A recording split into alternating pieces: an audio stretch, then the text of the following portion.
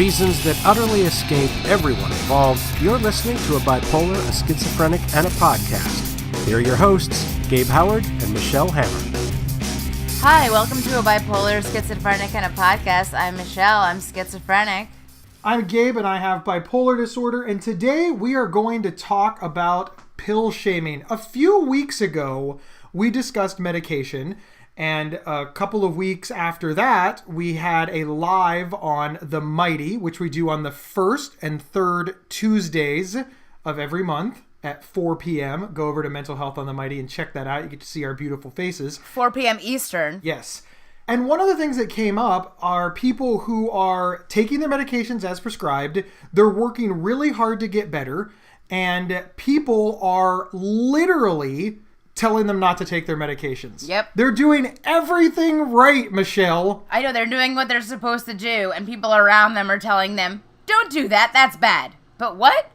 Is taking care of yourself a bad thing to do? I'm confused. And the reasons are all over the place. Some of them are they're talking to people who are their own age because mental illness tends to affect a younger group of people. The average onset of bipolar, schizophrenia, major depression, and mental illness diagnosis is between the ages of 16 and 24. So we're dealing with a lot of people who are younger.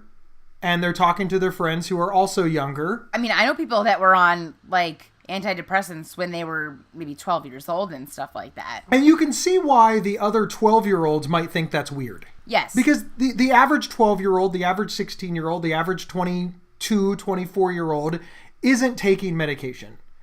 So they're talking to their friends, and their friends are like, why are you taking meds? Right. Some of the pill shaming, let's be fair, is accidental. It's just accidental. They don't mean it.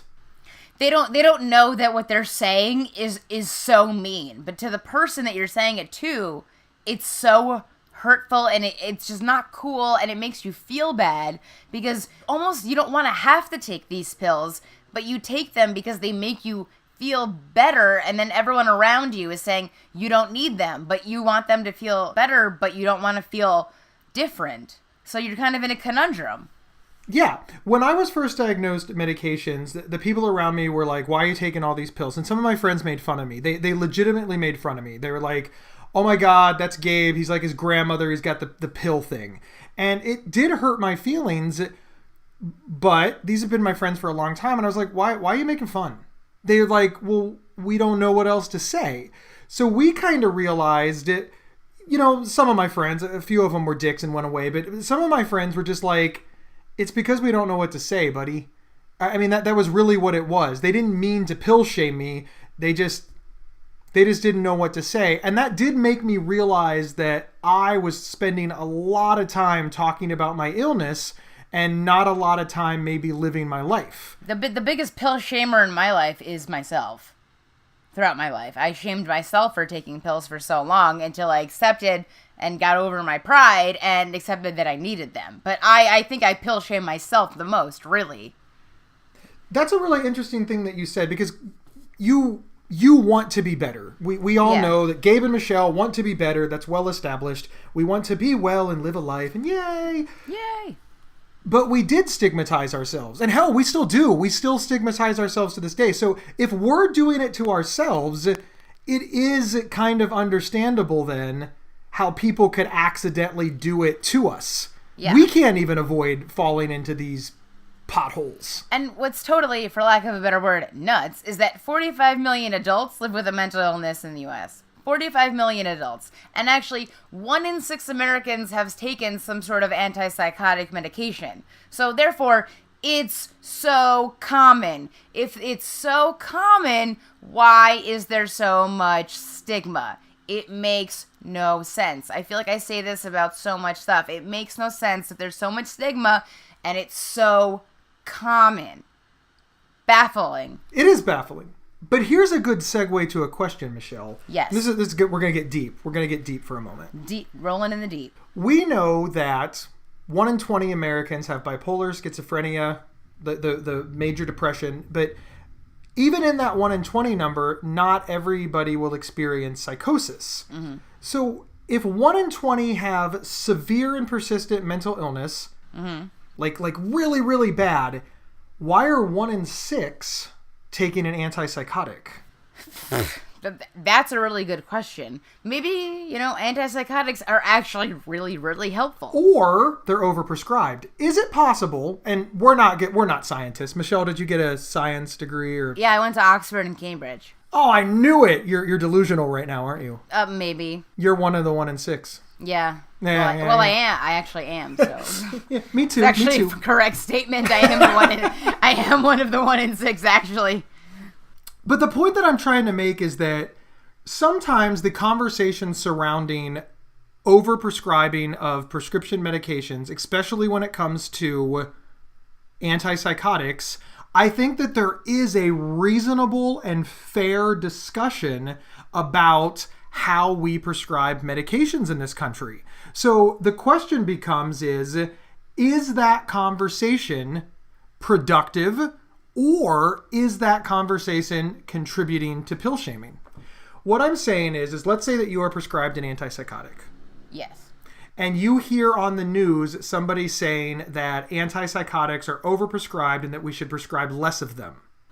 Okay. How does that make you feel? That's stupid. Is it stupid? 45 million adults have a mental illness in the U.S. Why can't we prescribe that antipsychotics? What do they want instead? You see a million commercials on the TV. Is your antidepressant not helping you? Why don't you try this medication instead? Take this with your medication. Those are antidepressants. But they're always trying to add things and add things and add things and try this. And, it's called an antipsychotic. I think if it wasn't called an antipsychotic, it would be better. You know that I hate the name antipsychotic. I hate that name, antipsychotic. You tell somebody you're on an antipsychotic, they go, "You're psychotic? I didn't know you were psychotic." That just drives me crazy that it's called an antipsychotic. But the question becomes, is even if something is good, can you have too much of it? Well, I mean, it's not like it's an OxyContin for your back pain. You're not going to become an addict. Okay, well now hang on a second. Think about what you just said. You just said that people who take OxyContin for back pain could become addicts. Didn't you just pill shame everybody who takes prescription painkillers for their back? No, because I'm saying if you take too many, if you continue to take your OxyContin after your prescription, then that's bad. Everybody knows there's a very high, addiction rate on that kind of stuff. Do we know that? Because there is a lot of discussion surrounding it, but if you are somebody who is in a lot of pain, you are legitimately living with a lot of pain, and we know these advocates, they hate turning on the television and hearing painkillers are bad and they're killing everybody. They hate this because they know that they're taking their prescription medication as prescribed, and they feel that they are being shamed for being in pain. They also hear politicians saying things like, well, maybe a little pain is a good thing. Maybe you should just suck it up. And they know that they cannot. We do have an opioid crisis. So this discussion is a meaningful discussion. But it also is affecting people who need these drugs to live a semblance of a normal life.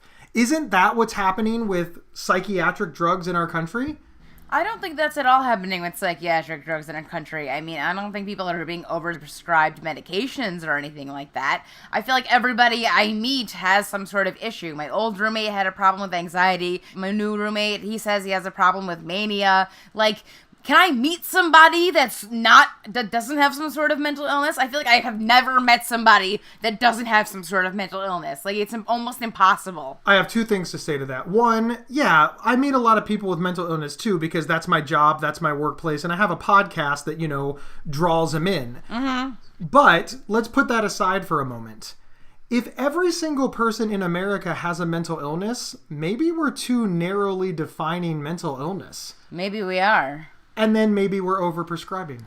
No, but if the prescriptions are helping the person, it doesn't matter. I think we're overprescribing. I don't think people are getting addicted to these drugs. They're not addiction. They're supposed to make you feel better about your life, better about yourself. Maybe you have to go through your day and you need help with your day, because if I didn't take my medication at night, I'd be running around all day, not even be able to have this conversation. It would be nonsense, and I'd be talking a million miles per hour, and everyone would hate me. There is no doubt in anybody's mind that we need our meds. Gabe and Michelle. Yeah, That's what absolutely. I mean. But what about somebody who doesn't? I know people that have been prescribed psychiatric medications inappropriately. Are antipsychotics overprescribed? Is that your point? I think that they might be. And I don't think that a conversation about the overprescribing of antipsychotics is pill shaming. What do you think about that? I don't know anyone that's been overprescribed of antipsychotics or anything like that, but I don't really think there is. I mean, pill shaming. I mean, I know a lot of people, they're like, I don't want to take an aspirin for my headache. I don't want to take this for my headache. I don't like pills. I don't like pills. I don't like pills. I have cramps, but their cramps are killing me, but I don't want to take a pill. Like, don't complain about your cramp pain if you don't want to take an Aleve. Like, I mean, and then don't be all mopey and sad and hate your life and then refuse to take an antipsychotic or an antidepressant or anything like that. If you do need medication, take your medication. If you think you're being overprescribed, why don't you go to a new doctor?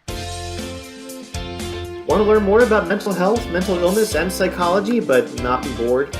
The Psych Central Show is an award-winning podcast that speaks candidly with experts in these fields to break down complex topics into easily understood nuggets of useful information. Hosted by our very own Gabe Howard along with Vincent M. Wales. Available on your favorite podcast player or at psychcentral.com/show.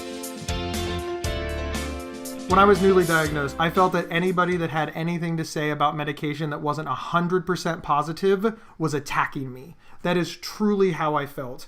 And the reason that I wanted to have this conversation and that I feel that it's valid is because not all pill shaming is actual pill shaming. It's just a discussion about medication that you happen to be taking. And I think that sometimes there is an oversensitivity among our ranks. I just don't like being asked, like, why do you need this pill? What does this pill do for you? Why do you need these? What do they do? You take that and that? And, like, I've even had the pharmacist, like, call my doctor. Are you really prescribing these pills? Do you know what these do? Are these good together? Are you sure these are fine? And my doctor's been like, why is your pharmacist so nosy? And I might go to, like, a new, like, the internist doctor and I list my medications. Why are you on all of these pills? Like, even the doctor has kind of pill shamed me. Oh, so you're on this, this, and this? But both of these kind of do the same thing. Why are you taking both of these? Like, the doctor has pill shamed me, actually, by asking me why am I taking these two when I really shouldn't be taking these two. But what? You don't know my life. But if the doctor doesn't understand your care, is it pill shaming for the doctor to try to understand it? The doctor is telling you that they don't understand and asking you to participate in your care by explaining it. Isn't that a positive? It wasn't positive. It was very like confusion, not understanding, and kind of thinking like, this doesn't make any sense. Why would you be prescribed both of these pills at the same time? He kind of thought that was weird. And also the pharmacist thought it was weird too. So you feel that there's a disconnect in your medical team because none of these people talk to each other. So one person understands what's going on. They don't relate it to anybody else. And then everybody wants to get in on the same thing. But, you know, we don't have universal health care in this country. We don't have, we barely have record keeping. It's a mess. Yo, the people at the pharmacy know me so well. Like, I roll up there, they're like, hey, Michelle, how are you? Got your meds? What's your birthday again? I'm going to wait for the day until they remember my birthday. But it's funny, I don't know any of their names. They always know me, and when I show up, they always just know to grab my stuff. They know me. Ponytail guy, he's great. Ponytail guy, so you give them nicknames. I don't know their names. What do you think your nickname is? That crazy bitch. Because one day I went in there and they wouldn't give me my ADD medication and I flipped out on them so hard because the whole thing is I had picked it up and then I had to go back with my receipt, something like that. So they had the date of my second receipt. So they're saying I should have had 3 more pills. And then I was yelling at them and then I finally found the first receipt and I was showing them that that's the second receipt. And I thought the person on the phone, because I was off my meds, I thought the person on the phone was accusing me of selling drugs. So I go in there and I'm yelling at her and I'm like, you're accusing me of selling drugs. I don't sell drugs. I just want my prescription. And I'm yelling. And then I called up the corporate office and complained. So you asked to speak to the manager? Well, I called up the corporate office and I told them that the girl accused me of selling drugs and the whole big deal. But then when I got called by the manager of the pharmacy, I was much nicer and just explained the real story. Like that they just kind of messed up and I didn't accuse her of me selling drugs, or I didn't bring that part up. I was that nutcase that went in there yelling at them saying, "You think I'm selling drugs?" It was just not a good day. There wasn't let's just say it was the day after the election. Yeah, okay. Yeah, fair enough. Speaking of the government going berserk, aren't there a lot of restrictions on medications that our community needs? Like you mentioned your ADD medication. There's so many restrictions on that. And the restrictions make it harder for people who need the medications to get help. You have no idea. Oh. No, I have an excellent idea. This happens to me constantly with one of my prescriptions because it happens to have a street value. And it's and I keep thinking to myself, all of these rules and regulations seem to only be making it harder on me. I'm a sick guy just trying to get help, and you're making me jump through hoop after hoop after hoop because you're worried about what a criminal is doing. And I can't help but notice that all of these regulations haven't stopped the meth problem in America. They will not give me my ADD pill a day before I can get it. Yet every time I go there to get it, they're supposed to take my ID, copy my ID, write down my number, and so many times I've gone there, they haven't done that. You're not going to give it to me a day before, but then you're not even going to follow the rules? Drives me nuts. Can I tell you a funny story? Yeah, tell me if I love funny stories, Michelle. When Blanche was on the oxycodone for her leg, I said, "Blanche, you can get a lot of money for that." And her response, "How much could I get?" I love Blanche. I wish I could have met Blanche. I would have done a podcast with Blanche. It would have been called A Bipolar, Blanche, and a Podcast. She would have said, "What's a podcast? One of those things on the computer? What? Does it have WordPerfect? I only know how to use WordPerfect. I can't use my printer. I think my printer's broken. Can you fix it?" Does she even have a printer? She had a printer, but she couldn't figure out how to use it. And then, who uses WordPerfect? Have you even heard of WordPerfect? That's what I started on. Exactly. She would use WordPerfect. That's what Blanche used. Michelle, we're moving into the end of the show. Sorry. Let's talk about legitimate, straight up, malicious, angry pill shaming. I saw a meme on Facebook the other day that had a picture of, it was a beautiful sunrise over this beautiful forest scene, and it said, "This is an antidepressant," and then underneath it, it had a whole bunch of, pills and tablets and medication, and it said, "This is shit." That is, there's no discussion to be had. It's mean. Mean. How does that make you feel as a person who takes these medicines to see somebody telling you all you need to do is go for a walk and you can get off those drugs? Whoever made that commercial, I would like them to come with me on one of those walks when I'm off my meds and just see what happens. That's awesome. What would happen? I would be really annoying. I wouldn't shut up. I'd probably zone out about 1,200 times. I would not be able to listen to a conversation because I wouldn't be paying attention to a conversation because I'd be delusional the entire time. I'd hallucinate things, talk to other people. I can't. Maybe I'll start crying. But wait, we're in nature, so I'm happy. There's a redwood. Calm down. I know. That squirrel over there is going to bring me joy. I'd love to see a squirrel eat an acorn. Why do you think this myth persists so much? That people just honestly believe that people with severe and persistent mental illness, with extreme psychiatric conditions, can just join a gym, go for a walk, get a puppy, play with a kitten, and magically they'll be better. Why does this happen in our society? Why? I think that's just what they want to believe. They want to believe that you can be happy walking through the woods and that you don't need pills. That's what they wish was the truth. They want that to be true, but it's not true. It's fake news. It's fake news. It's fake news. It's fake news. That is fake news. Well, at least we've established what is actually fake news. Michelle, you had mentioned earlier on that you pill shamed yourself in the beginning. Do you think that the reason that you did was because of seeing imagery like this, because of hearing people's opinions about how they felt about medications and how they felt about psychiatric medications? Do you think that you absorbed those messages so much that in a sense you believed the meme and that's why you stopped taking them? I mean, I took them because I thought I needed them. Took them, I hated them, threw them away, thought I would never take medicine again until I found medicine that helped me, until I finally accepted I had to take my medicine regularly and that I actually felt better when I did it and realized that and like sucked up my pride and was actually like, I'm gonna do this.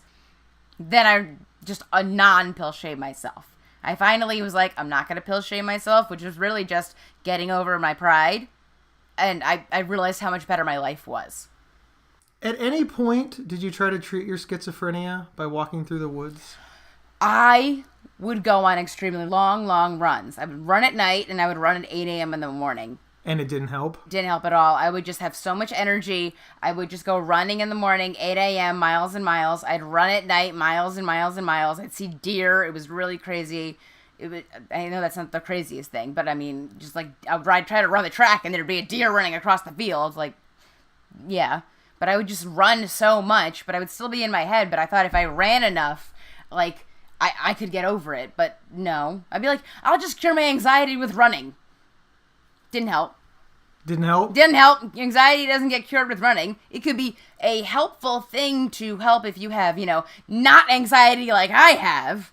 But it was a helpful thing at the time, but the medication helped way more. I'm going to say that. So if the running helped 1%, the medication helped 99%.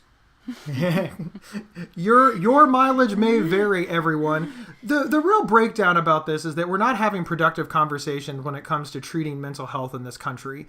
We're telling people that they need to take their meds, and if they don't, they're bad without understanding what they do. We're telling people who are taking their meds that they need to quit and because they're wrong. We have all of these warring mixed messages that are readily available on the internet that are just slamming people from all sides, really creating this scenario that no matter what they do, they're wrong and somebody else is right. And we have to deal with all of this while we're also sick. That's right. All right. Well, my name is Gabe. I'm always hanging with Michelle on a bipolar, a schizophrenic, and a podcast, and we will see you next week. See ya. I need my meds. You've been listening to a bipolar, a schizophrenic, and a podcast. If you loved this episode, don't keep it to yourself. Head over to iTunes or your preferred podcast app to subscribe, rate, and review. To work with Gabe, go to gabehoward.com. To work with Michelle, go to schizophrenic.nyc. For free mental health resources and online support groups, head over to psychcentral.com. The show's official website is psychcentral.com/BSP. You can email us at show@psychcentral.com. Thank you for listening, and share widely.